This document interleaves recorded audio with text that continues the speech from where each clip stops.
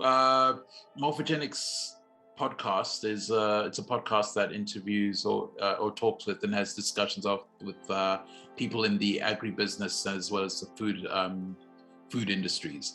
So our aim is to have discussions and interviews with people doing interesting things in those industries. So I'm very happy to have you as a guest today on the podcast. What are the 5 biggest challenges that you're facing in your role or business or right now, and how are you tackling those?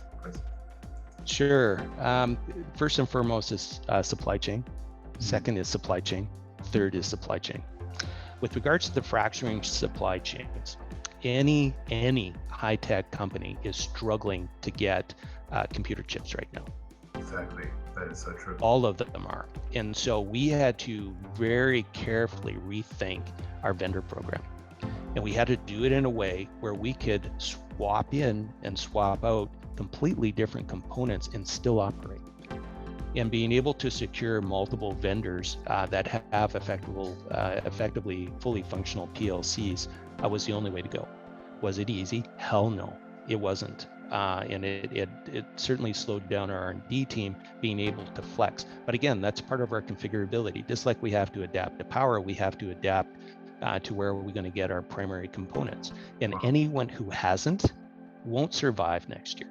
I'm guaranteed of it. We're watching slowdowns on delivery that used to be 30 to 60 days are now 6 to 7 months. We're watching terms change for what used to be a 20, 30, 50% deposit to 100% deposit. And if no one can get their primary components in 6 to 7 months and they had to pay 100% up front, good luck with your cash flow. Absolutely. Absolutely. Yeah. So we've managed that. We have an excellent team that got ahead of those issues, saw the trends, found the right countries in which to procure those products from, and do it in a way where we could get enforceable agreements. Our competitors that haven't even thought of that yet, good luck, you're too late. And best wishes. We'll see you out there. Absolutely. Okay. Fourth is meeting international compliance. So that is either a GMP or an EU GMP compliance standard, and getting the auditors that are available timely to be able to get on site to complete their inspections so that these properties and these projects can get into not just production but selling.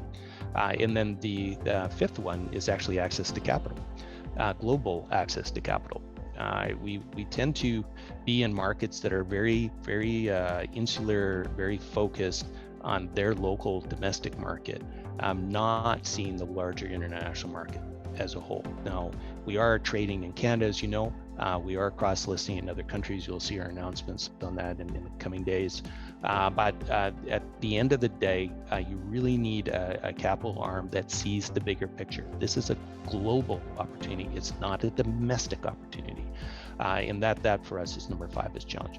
You know, we did start with capital in Canada, and then we extended to capital in the United States. But Europe is a much broader minded capital market. Let's be honest about that. So is Asia. So is Asia and Oceania.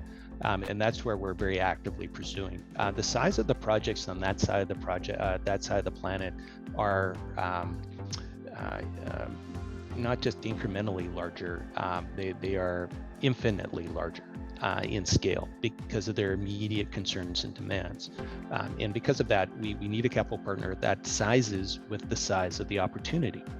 And that is obviously top of mind.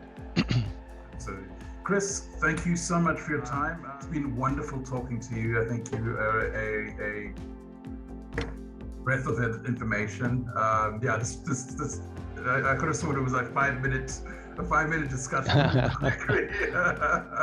Well, I love the topic, and I really appreciate the opportunity, Tinashe.